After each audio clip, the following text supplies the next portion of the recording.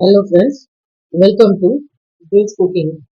இன்னைக்கு நம்ம என்ன செய்ய போறோம்னா ரொம்ப சிம்பிளான ஈஸியான டெலிஷியஸ் அண்ட் ஹெல்த்தியான ஒரு ஸ்வீட் பார்க்க போறோம். ஒரு கடாயில 2 ஸ்பூன் நெய் விட்டு முந்திரி திராட்சை இது ரெண்டுத்தையும் அழகா ப்ரௌன் ஆகுற வரைக்கும் லைட்டா ப்ரௌன் ஆகுற வரைக்கும் வறுத்து தனியா எடுத்து வச்சுக்கணும்.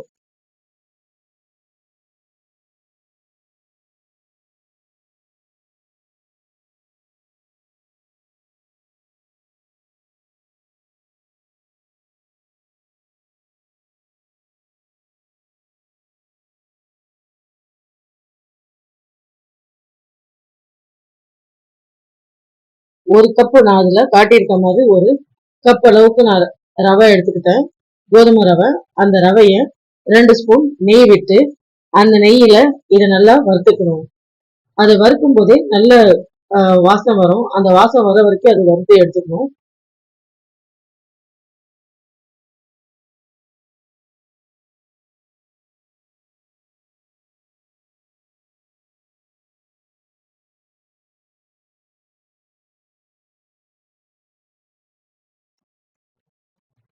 வறுத்ததுக்கு அப்புறம் அதுல 1 கப் ரவைக்கு 3 கப் தண்ணி விடணும். அந்த ரவை வறுத்துட்டு இருக்கும் போதே அதுல 3 கப் தண்ணி விட்டு அதை நல்லா வேக விடணும். அது நல்ல மணிமணியா வேகிற வரைக்கும் வெயிட் பண்ணணும். அந்த ரவை நல்லா பாயில் ஆகி நல்ல மணி மாதிரி இருக்கும். அது வரைக்கும் நம்ம அது மூடி போட்டு வேக வைக்கணும்.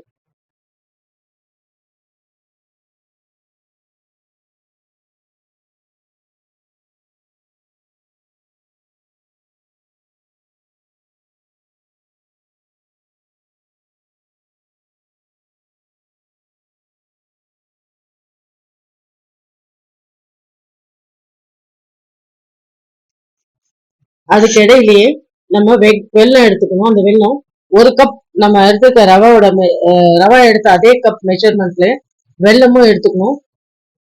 அந்த வெல்லத்தை கூட குறைச்சி கூட எடுத்துக்கலாம். அவங்க டேஸ்ட்டுக்கு நம்ம வெல்லம் எடுத்துக்கணும். அந்த வெல்லத்தை ஒரு பாத்திரத்துல ஒரு 1/2 கப் தண்ணி விட்டு நல்லா காய்ச்சிக்கணும். அது பாகுபதம்லாம் தேவையில்லை, ஜஸ்ட் அது கரைஞ்சா போதும். அது கரைஞ்சதுக்கு அப்புறம் அது வெல்லத்தை எடுத்து நம்ம தனியா ஃபில்டர் பண்ணி ஸ்டோர் பண்ணிக்கணும்.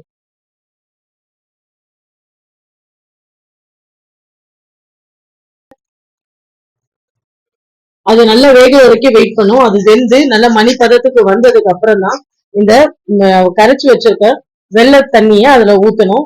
அப்பவே ஒரு பிஞ்ச் சால்ட்டு, ஏலக்காய் நுணுக்கி வச்சது அதையும் போட்டுக்கணும்.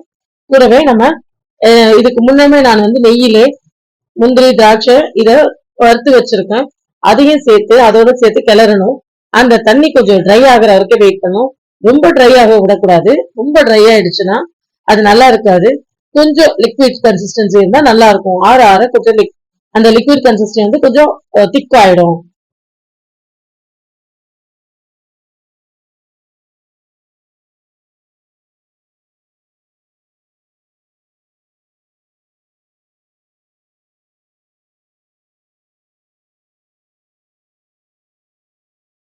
அவ்வளோதான் ஃப்ரெண்ட்ஸ், ரொம்ப ஈஸியாக ரொம்ப சிம்பிளாக நம்ம இதை ரெடி பண்ணி முடிச்சிட்டோம். இந்த கோதுமை ரவை கேசரி எல்லாரும் சாப்பிட்லாம். சுகர் பேஷண்ட்டுக்கும் இது எடுத்துக்கலாம். அவ்வளோதான் ஃப்ரெண்ட்ஸ், எங்கள் சேனல் லைக் பண்ணுங்கள், ஷேர் பண்ணுங்கள், சப்ஸ்கிரைப் பண்ணுங்கள். தேங்க்யூ.